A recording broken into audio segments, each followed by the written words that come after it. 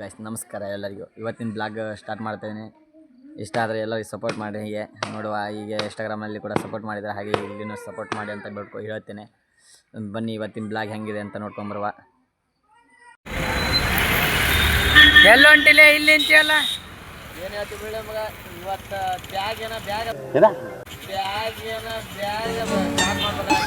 Bag ಅಲ್ಲಿ ಅದು blog ದೇವ್ರು ನಿನ್ಗೆ ಒಳ್ಳೇದು ಮಾಡ್ತದ.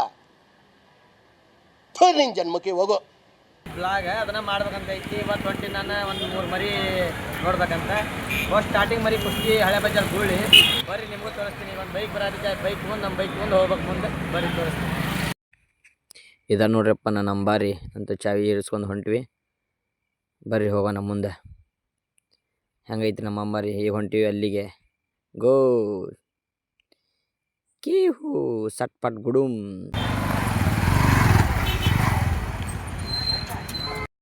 ಇದ ನೋಡ್ರಪ್ಪ ಕುಷ್ಟಿಗೆ ಬಂದ ಬಿಡ್ತು. ಹೋಗೋಣ ಬರ್ರಿ ಮುಂದೆ. ಹಂಗೆ ಟಗರಿ ಮಾಲೀಕರಿಗೆ ಮಾತಾಡ್ಸ್ಕೊಂಡ್ವಿ. ಮಾತಾಡ್ಸ್ಕೊಂಡು ಮುಂದೆ ಹೋಗಂಬರ್ರಪ್ಪ ಅಂತ ಹೇಳಿದ್ವಿ. ಹೊಂಟ್ವಿ.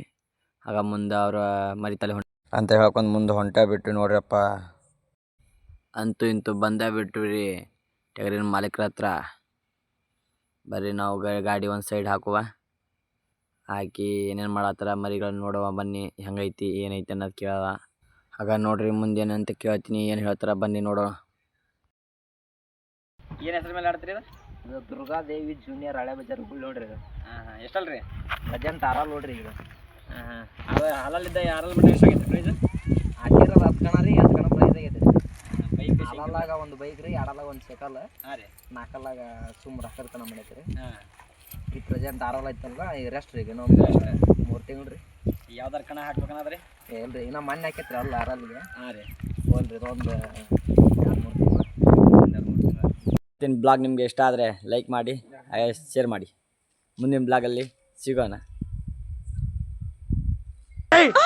ಮೊದಲು ಸರಿಯಾಗಿ ಮಾತಾಡೋದು ಕಲಿ ಅಷ್ಟೇ.